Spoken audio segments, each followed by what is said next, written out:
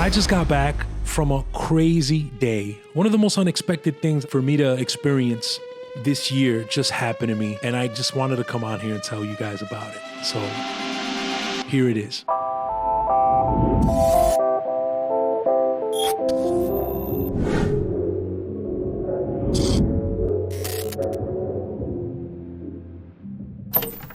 What's up, y'all? How y'all doing? Chris Hierro here. I know I haven't posted in a while. Got started, I got super passionate, I made a few videos, and then I kind of just fell off the face of the earth for a little bit. But I can explain why. When I made my first couple of videos on here that started getting a lot of love, they were me making music using AI. And though that was tons of fun, and I actually still want to make some more stuff like that, you know, I've been giving a lot of thought to this whole AI thing and what it means for me as a musician, as a producer, as a creator to use AI, you know, and who gets hurt when I use AI, who benefits when I use AI, and how worth it is it for me to be one of the people that is utilizing it? How much do I really need it for what I actually do? And then as I asked myself these questions, the universe seemed to kind of send me an answer, which came in the shape of what I know to be work. For me as a producer, songwriter, I've always, since I was 14, 15 years old, was being called to produce records for people, you know, to write songs for people, to make music. And sadly, you know, throughout 2023 and 2024, I worked very little as a producer. This year started, and I think probably as a response to the videos that I made where I was, you know, again, using AI, using my voice with AI to make some cool, interesting things, I think I popped up again on certain people's radars, and I got some phone calls, which was great. And I got super busy, got super duper busy, and I just couldn't come on here and make videos. So it feels really good to be back. Now, I just got back from City Hall. Yeah, I've never been to City Hall. In fact, when I looked this up and I showed up there, I was walking around in circles for a while, you know, because I couldn't find the freaking building and it was right there. But yeah, I just got back from City Hall from what was a city council meeting, which is something that I've never been to. I've never really been interested in politics. I've never been interested in anything like that. But I did it, and I really loved it. What was I there for? Well, I went to support the Living Wage for Musicians Act. What is that? The Living Wage for Musicians Act is a bill sponsored by Representative Rashida Tlaib that would create a new additional streaming royalty to musicians that would drastically increase streaming payments. Why do we need the Living Wage for Musicians Act? Little obvious, no? Musicians aren't making a living wage on average. And that's something that's been bugging me and my wife and my friends and my colleagues for some time now. We all talk about it all the time, and it's kind of crazy when you look at, you know, ordinary people that aren't musicians and don't make a living off of music, kind of be unaware of the situation. But this is really, really bad. I just watched a really funny video that kind of illustrates the way people treat musicians and artists when it comes to hiring them for work. And it's great. It's hilarious. Hey, this message is for Jeff the plumber. We love your work. Seriously, you are just insanely talented. The way that you plumb, it's inspiring. So listen, we have got this toilet that is just violently overflowing. Yeah, it's an absolute nightmare. And we would be so honored if you'd come by and do your thing. Now, we don't have a budget per se, but we would love to tag you in an Instagram story. We have about, 300 followers, give or take, some of whom are very into toilets. And also, we're having a bunch of friends coming over this weekend, so, you know, a lot of potential eyes on your work. So why don't you give it some thought and let us know what you think. You know, we'd really appreciate it. We really respect and appreciate your time and effort. So thank you so much. How did I find out about this? Well, there is an organization called UMAW, United Musicians and Allied Workers.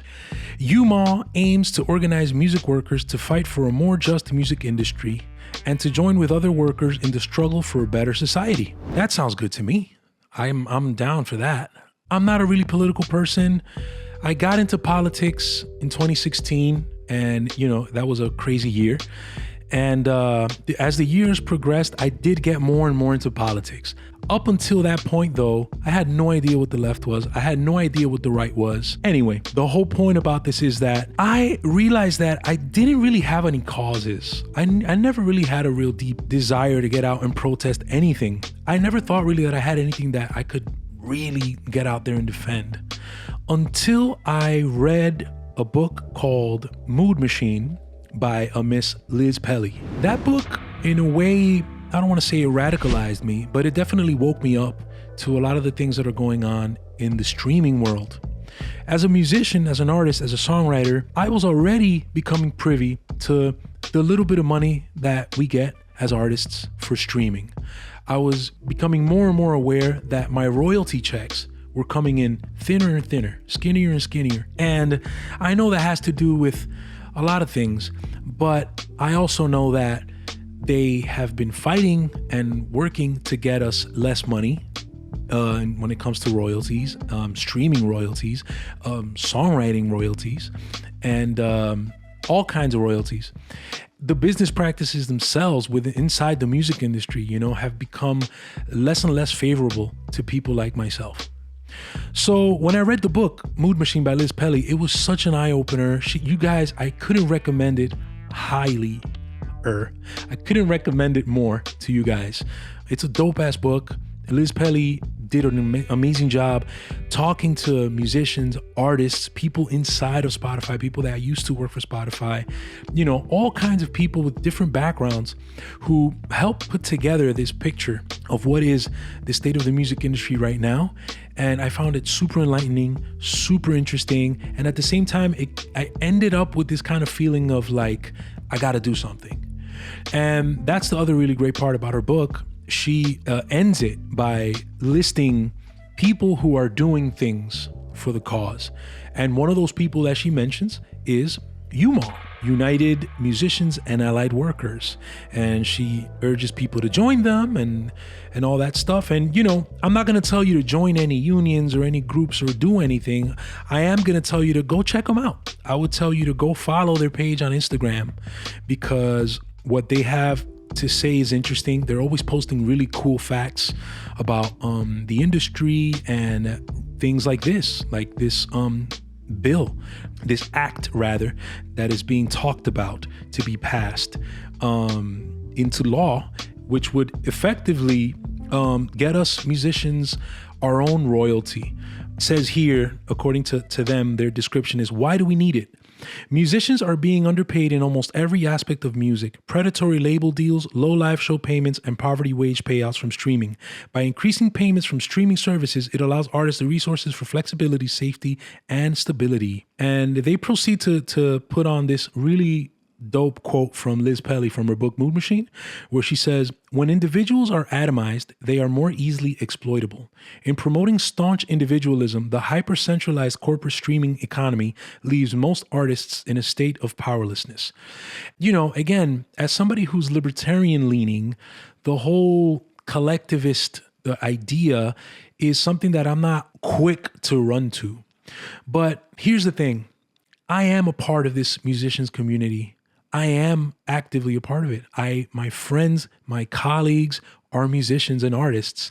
I know what it is to be a musician and an artist. I know what it is to not be able to pay your bills because you're not making enough money. I know what it is to try to make your voice heard in the middle of all this noise and all this crazy saturation that we're experiencing in the music industry. So I am totally for coming together with my brothers and sisters in the music business, music industry, and, making our voices heard so that we could get better wages and make a living. I think it's a no-brainer. I think that has nothing to do with left or right. I think it makes perfect sense. Let me tell you a little bit about my trip to City Hall, because it was crazy. First of all, I woke up, I set my alarm to 8 a.m. This thing was at 10. I set my alarm for 8. I made sure I was up. I made sure I had my breakfast. I made sure I was nice and energized so I could get over there to City Hall. I had no idea what I was going to expect because all they said was, UMaw will be present at the City Council meeting this Thursday, 4/17 at 10 a.m. Join us at New York City Hall and support Resolution 368. That's the number of the resolution, by the way, for the Living Wage for Musicians Act. It said, make your voices heard. So I said, all right, I'm going. I thought I was going to go be a part of like a protest. I thought there were going to be people standing outside with picket signs and stuff. And I was like, okay, I hope it doesn't get violent, but if it has to go there, yo, I'm down, I'm ready, because whatever, because like I'm going to defend my living no matter what. So whatever, I show up and I'm walking around and I'm walking in circles because like I'm looking for a group of people outside with signs. And then I went back to the link and then I saw they said that it's a city council meeting. So I was like, no, city council meeting isn't going to happen outside. It's going to be inside. So I looked around, I asked around and surely enough, they directed me towards the city council building. And it's beautiful, you know, like all these the old government buildings are really beautiful on the inside. And I was looking around, I was like, oh, this is nice. And I went to the second floor where this thing was happening, and this light just died, but I don't care. I'm gonna keep talking. And I ran into one of the guys from UMaw. I'm gonna actually try to shout him out here because he was super duper nice, man. A super cool fella called Joey DiFrancesco. Joey DiFrancesco. He told me that he's also an artist. I think he does punk rock, stuff like that. He was telling me, we were sharing tour stories. We were talking about our experiences traveling the world, playing music, how things have changed for us. He was super cool, super inviting. He gave us a t-shirt. Well, he gave me a t-shirt, and then I asked him to give me one for my wife, who didn't come because she stayed in bed. Katia, shouting you out. So it was dope meeting him. I met a few more people. I also met some more musicians and some more people that are part of UMaw. And they told me, they were like, look, man, if you want to testify at this, you totally can. You don't have to like feel pressure to say anything like super important. You just could say a few words that kind of let them know, you know, that you're here and that you're present, you know, and that you're supporting this act. So I was like thinking right when he was saying that, I was like, I don't know if I came here for that. I don't know if that's what I want to be doing. You know, like I'm not an activist, like whatever. But, you know, the more I thought about it, the more I started building up the courage to do so, to talk. Because I was like, you know what, man? My experience, I'm sure, is different than that other artist experience, that other person over there. So I decided to do it. And I filled out the little slip. You got to fill out a little slip, hand it to the security guard, and then they give it to the council members that are up there already, because they were having a meeting before our meeting about something else. And then our meeting started. And it was awesome. People went up there and gave their testimony about their experience as musicians and artists living in New York. They spoke about how difficult it is as New Yorkers to work nowadays. I mean, a lot of New Yorkers have left to other cities and states, and I can attest to that. I have friends that used to be here, used to work all the time, and things got so messed up that they decided to leave. Some of them went to Florida, some of them went to Texas, Austin, and they're doing great over there, by the way. They got houses and stuff. It's crazy. I don't know what I'm still doing here. Anyway, long story short, all these people went up there, gave great testimony, and then it was my turn. Before I got up there, I was just thinking, like, what are you going to say, Chris? Like, what are you really going to talk about?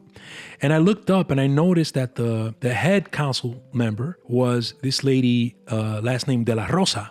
And I was like, I know that last name. That sounds like one of my people. And surely enough, I looked her up. I was like, who is Carmen De La Rosa? And I looked her up and it said she's an American politician from the state of New York, a Democrat. Born where? Dominican Republic. Aha. She even went to Fordham University in the Bronx. So I was like, I'm going to speak to her. I'm going to speak to that side of her that I know very well, which is that Dominican side. So, you know, I got up there and I spoke to her and I told her about my background. I told her about my dad.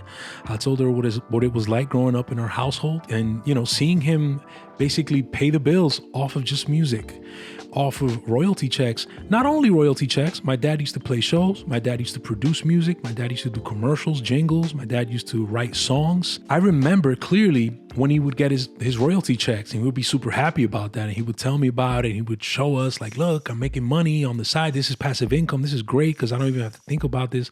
And this money comes in. There had been times, and I remember this, and I said this to the council members, that my dad wouldn't make money off of other things like production and gigging because those things might have, gotten a little dry, as is usually the case for us artists, right? It's not always steady income. But the royalty checks were enough to pay the bills or at least buy us groceries. That is just not the case right now.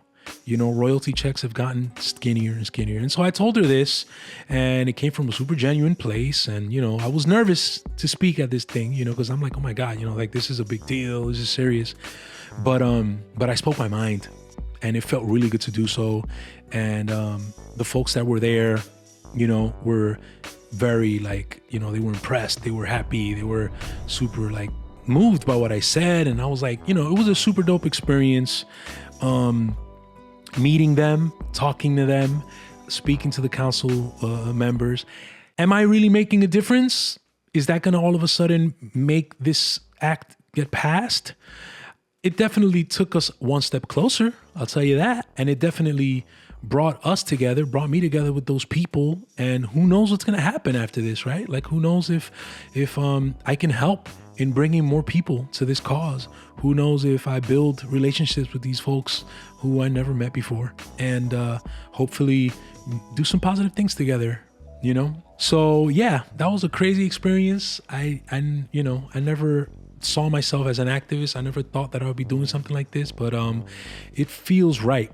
It feels like something that I could get used to doing. And I just wanted to make a video about that, talk to you guys about that. Let me know what you think about this. What do you think about unions? What do you think about musicians coming together for, and forming these kind of groups and fighting for us to get more money? What do you think about the state of the music industry? Do you think it's fine what's happening? Do you think you're good with the way things are? Let me know in the comments. And I promise you guys, I'm going to make some more videos, making music, doing some dope stuff. I actually want to do a breakdown of my group, Break Out the Crazy's latest single, Be There. If you haven't checked that out, go check it out. It's beautiful.